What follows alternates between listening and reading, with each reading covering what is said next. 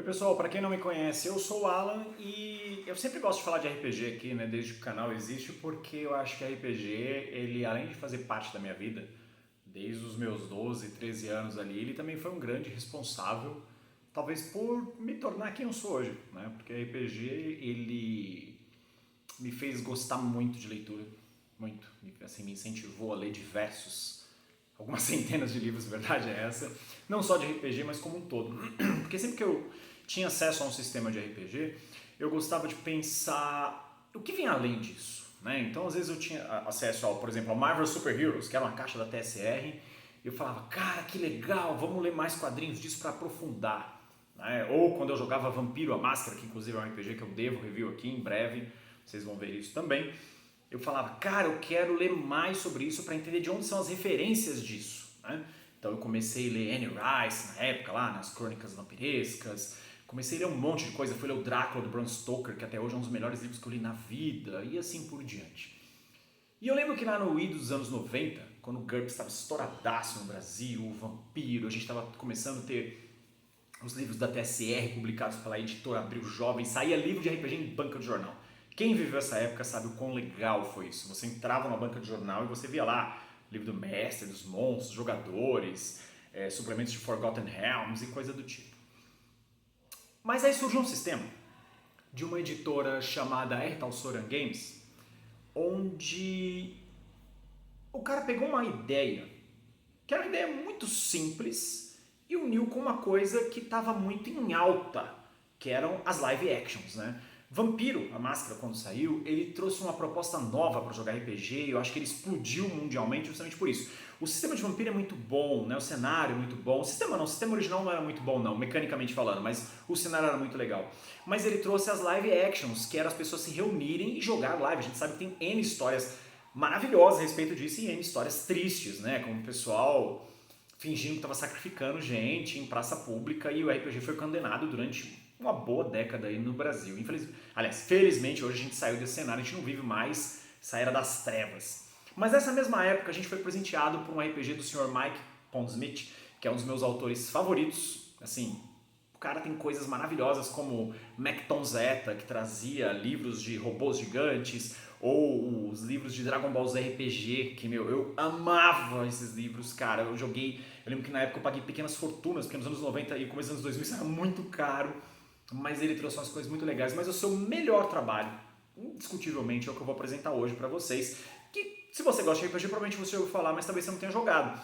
Falar um pouco hoje sobre o Castelo Falkenstein. Tá? O Castelo Falkenstein ele foi publicado no Brasil pela primeira vez pela Devir, lá no meio dos anos 90. Ele foi um RPG que ele foi calcado nisso, né? O Mike pegou as ideias das live actions, ok? Para as pessoas jogarem fantasiadas, e aí você vai entender por que isso era tão legal como live action na época e até hoje. Mas ele também trouxe uma coisa muito inusitada. Ele pegou o melhor da literatura, por isso que eu comecei a falar sobre literatura antes de falar de qualquer coisa, e fez um RPG onde os personagens e jogadores interagem com personagens clássicos da literatura da era vitoriana, mas também não só os personagens, mas os seus criadores também. Então, em Castelo Falkenstein, os personagens habitam a Nova Europa, né, que é um lugar fantástico, onde você vai lidar com personagens famosos da era vitoriana. Então, você pode encontrar, por exemplo, Sherlock Holmes, né, nas suas histórias. Mas você também pode encontrar o Sir Arthur Conan Doyle, que é o criador dele. Inclusive, pode encontrar os dois juntos. Então, Mike Pondsmith teve essa ideia genial de unir o mundo real com o mundo da ficção, né, escrita ali na época, e ele também propunha que as pessoas jogassem live. Então, quando você viu uma live de Castelo Falkenstein nos anos 90, as pessoas iam com traje de gala para a sessão. Isso era muito legal, cara. Isso era muito legal. Eu acredito que as lives de Vampiro e as lives de Castelo Falkenstein não que elas criaram, mas acho que elas foram grandes responsáveis para ajudar o cosplay, né, dentro de eventos de RPG a se tornar o que ele se tornou. Acho que esses dois sistemas foram fundamentais para isso. Então, Castelo Falkenstein, né, ele é um livro lá fora da R. Talsoran Games, ele foi publicado no Brasil 2 vezes, tá? Pela primeira vez na Devir, onde ele só teve o livro base, e depois, né, recentemente, uns anos atrás, pela Retropunk, que publicou toda a linha que eu vou passar aqui brevemente. Eu tenho a coleção completinha, porque eu amo esse cenário, é um dos meus cenários favoritos da vida, esse cenário aqui, tá?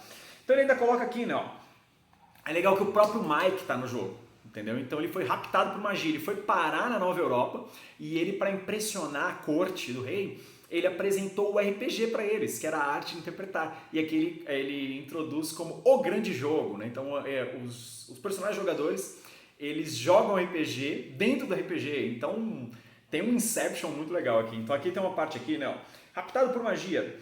Quando o designer de jogos eletrônicos Tom Holland, que na verdade é o próprio Mike, se viu sequestrado magicamente por um magista malandro e um Lorde das Fadas, ele mal desconfiava que logo se tornaria força central na luta pelo controle de um universo alternativo vitoriano. Mas, antes do fim dessa brincadeira letal, ele teria de combater fortalezas terrestres gigantescas, passar a perna em dragões, cortejar uma bela aventureira e derrotar as legiões malignas de uma corte tenebrosa determinada a destruí-lo a qualquer custo. E só então, talvez ele conseguisse voltar para casa. Cara, isso aqui é assim... Ele é uma mistura de romance, ele é uma mistura de jogo, ele é uma mistura de imaginação, mas ele é uma mistura, principalmente, de muito bom gosto. Então, a ideia é isso, tá? Aqui você vai interagir com personagens feéricos, você vai interagir com dragões. Pra quem gosta de Sandman, cara, isso aqui você vai ter literalmente um orgasmo lendo isso aqui, tá bom? Isso aqui é maravilhoso pra quem gosta de Sandman. Para quem gosta da era vitoriana, das obras como um todo. Então aqui você vai interagir com o Capitão Nemo, você vai interagir com a Nautilus, você vai interagir com a Liga Extraordinária, né, do Alan Moore. Por que não? Né, porque eles são personagens da era vitoriana. Você pode interagir com o Homem Invisível, você pode interagir com Sherlock Holmes, você pode interagir com o Mr. Jekyll and Hyde. Cara, todo mundo. Então basicamente todo mundo que você conhece, cara, tá aqui. Então ele junta tudo. Viagem ao Centro da Terra, 1000 Léguas Submarinas, Drácula de Bram Stoker, e faz tudo isso ficar aqui e ficar ultra, super coeso. A imaginação é o limite aqui, mas o legal é porque ele é um livro que ele não se segura em regras, ele se segura em narrativa. Então assim, para os mestres de jogo, para os jogadores que gostam de jogar, assim, de levar a sua imaginação ao limite, eu acho que ele é um dos melhores RPGs nesse sentido. E aí ele teve uma série de suplementos, né? Então ele teve aqui o Comme Faut, ou Comme Faut, eu não sei pronunciar isso, que eu acho que é uma palavra meio francesa, onde ele entra em mais detalhes da era vitoriana, né? Trazendo mais coisas aqui, ó. Regras alternativas, esclarecimentos sobre o grande jogo, que inclui um sistema alternativo mais livre, um sistema alternativo mais matemático e orientações para LARPs, que são as lives, né? Live Actions RPGs, na era do vapor. E outra coisa bacana dele também é porque ele não usa dados, então ele é um sistema onde você usa cartas. Então você vai usar cartas ao invés de usar dados. Aí você tem também um suplemento muito bacana, que é os Cadernos Perdidos de Leonardo da Vinci, onde você vai interagir com as obras do grande mestre, como ele é chamado aqui, né? Aqui, ó, Principia de Mancipium Potentia Magica Universalis. Aí aqui, ó, por eles as pessoas estão dispostas a matar, os magistas a vender a alma. Por eles, guerras poderiam ser travadas. Se caíssem em mãos erradas, reinos inteiros poderiam tombar. O que são eles? São os temas, aliás, os tomos nos quais todos em Nova Europa gostariam de pôr as mãos, baseado na obra de Aristóteles, escrito por Leonardo da Vinci, quase destruído sob as ordens do Papa. Este códice passou séculos perdido, até agora. Trazido para a Nova Europa, lá do outro lado do véu feérico, este volume contém os segredos que mudarão o mundo. Então, só por essa introdução aqui, cara, não tem como você não querer ler isso aqui, não tem como você não querer jogar isso aqui. E aí ele traz sobre as ideias, né, do Leonardo da Vinci, as suas invenções, como elas vão interagir com o mundo real, com o mundo feérico e mais coisas. Aí aqui você tem também a Era do Vapor. Esse aqui para mim é um dos mais legais para quem é fã da literatura vitoriana, porque ele vai trazer coisas famosas da época. Então, vou dar um exemplo aqui, ó. Aqui, ó, o Dr. Júlio Verne, né? Ele fala sobre os personagens, aliás, os personagens não, as personas do mundo real, eles no cenário do jogo.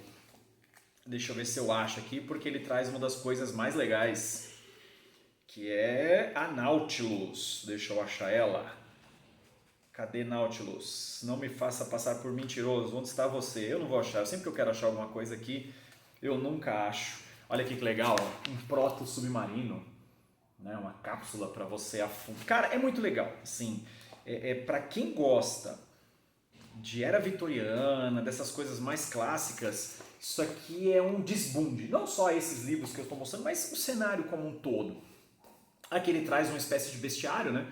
Que é Memórias de Alberon de Féria, escrito por Jeff Grubb, que é mais um sistema onde ele vai falar mais sobre os reinos feéricos. Então ele vai apresentar personagens, vai apresentar coisas típicas ali do mundo das fadas e também a possibilidade possibilidade de jogar com os personagens do mundo férico. E aqui por último, né, o livro dos sigilos, que esse é muito legal, porque ele vai trazer muitas coisas de magia, coisas secretas, vai trazer alguns rituais, vai trazer outras criaturas, invocações, então assim, é uma infinidade. E o último que saiu, foi o último publicado no Brasil e também é o último publicado lá fora, que é o Revólveres e Magia, que ele traz a ideia do Castelo Falkenstein para o cenário norte-americano. Esse livro é legal, tá? Mas eu acho que ele não combina muito até com a proposta do que é o Castelo Falkenstein, porque a Era Vitoriana, no final das contas, ela é mais calcada ali, se você pensar na Europa, né? Não tanto no Velho Oeste americano. Mas é interessante, né? Para você complementar as ideias. Então assim, se você gosta, né, do que eu falei, assim, principalmente da Era Vitoriana, se você leu essas obras clássicas que eu citei aqui, cara, Castelo Falkenstein literalmente vai ser um desbunde. Se você não tá afim de jogar, mas se você só quer ler sobre a ideia, esse livro aqui, que é o livro base, cara, ele vai te render muitas boas horas de leitura. Eu acho que o sistema não é para todo mundo, tá bom? Acho que você tem que comprar a ideia dele, mas se você se permitir isso, cara, fazer uma investigação com Sherlock Holmes deve ser uma coisa muito legal. Críticas, comentários, sugestões sempre bem-vindos. Até a próxima.